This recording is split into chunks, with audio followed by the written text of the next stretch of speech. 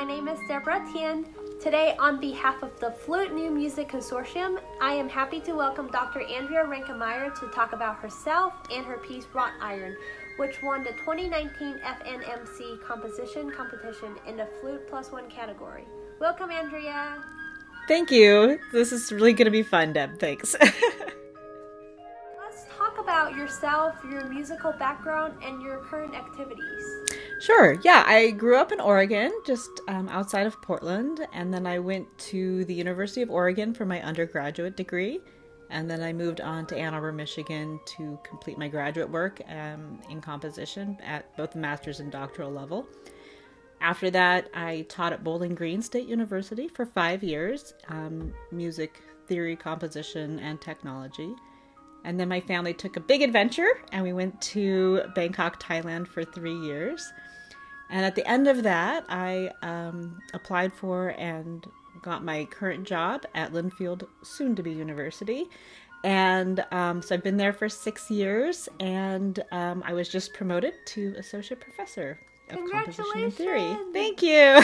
That's awesome. So I heard that you wrote Wrought Iron in 2012 when you were in Bangkok, and I heard that Wrought Iron was commissioned by the Albany Symphony Orchestra in New York as a part of the Capital Region Heritage Commissions project. So could you tell us more about your inspiration of writing this piece and the story behind it? Yeah, of course. Thank you. The Albany Symphony has an annual summer festival called the American Music Festival.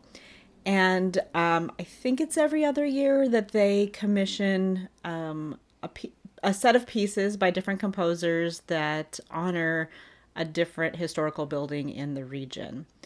And the year that I was commissioned to be a part of the project, they were honoring their music hall, the Troy Savings Bank Music Hall. The bank wanted to have a spectacular building in their neighborhood and to kind of show off their wealth, and they hired architect George B. Post to craft a very special building that would look very European, but not necessarily be on a European style budget. So he had been playing with ways to pound metal to make it look like marble. So the whole exterior of the building is looks like marble, but it's actually encased in this metallic exoskeleton. So that gives the concert hall really special acoustic properties, and people come from all over the world to play in and record in that hall. But that wasn't the first thing I was drawn to about the building.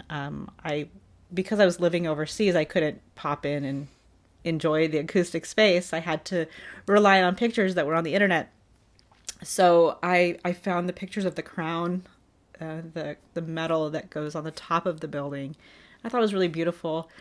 And then I started finding internal pictures of wrought iron that was just this delicate filigree and beautiful swoopy shapes and things like that. And I thought that was really special, that there was this external metallic, skeleton for the building, but then inside it was also super whimsical.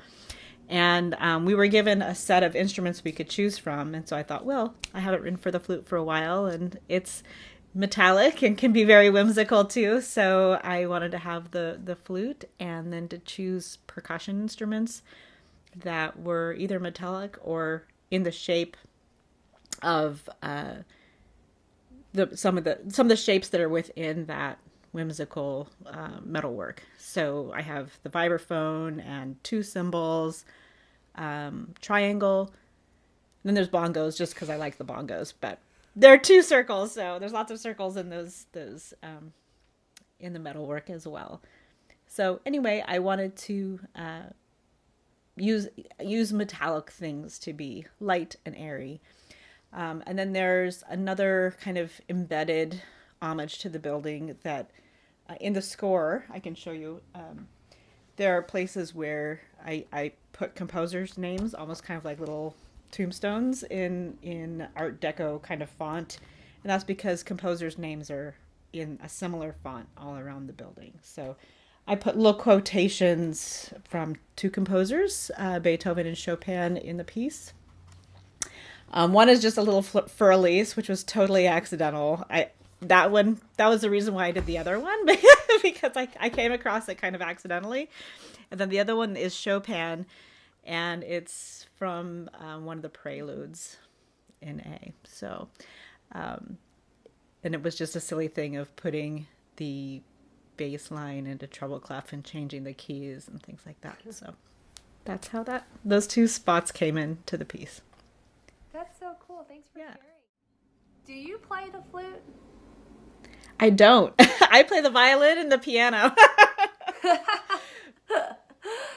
So what do you like about writing for flute, and what do you find challenging about writing for flute?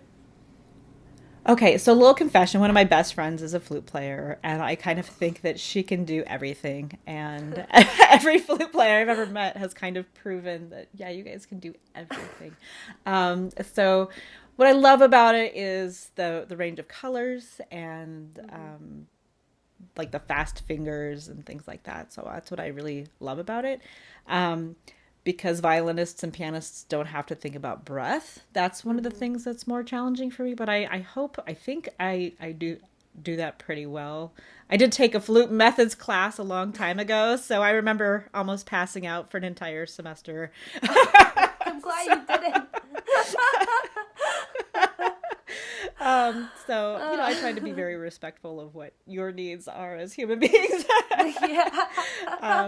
But yeah, so that was kind of, I was overseas, and it was the first time I was without a musical community and missing home and friends and things like that. And so I wanted to write this kind of piece that honored, musicians that I really respect. So that's awesome. Thank you. Finally, what is your favorite thing about being a composer, and what inspired you to continue composing? Oh, that's hard. Well, my goal usually is to know who I'm writing for, and to write something specially for them, and to connect not only with them as another human being and an artist, but also, musicians tend to have an audience, and so what is their goal connecting with a specific audience. So I love that I can, we're in this time where we don't have strict isms anymore, so we can kind of bounce around. So I can go from being super dissonant to being really tonal, and I can do it within a flash, So I like that we're kind of in this place where we are free to explore, and yeah, like making emotional connections with people. That's what I really love about being a composer. And I love that I don't have to perform it, so that's the good thing. Well, thank you so much for sharing of course. Your story and your wisdom today. It's been a pleasure speaking with you. And an adventure during these days of COVID. So, yes. Yeah, thanks for sticking with me. Thank you so much, Andrea. Thank you. Bye-bye, Deb.